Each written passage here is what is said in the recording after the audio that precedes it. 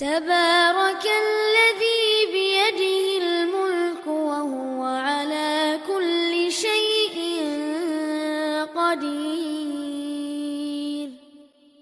الذي خلق الموت والحياة ليبلوكم أيكم أحسن عملا وهو العزيز الغفور.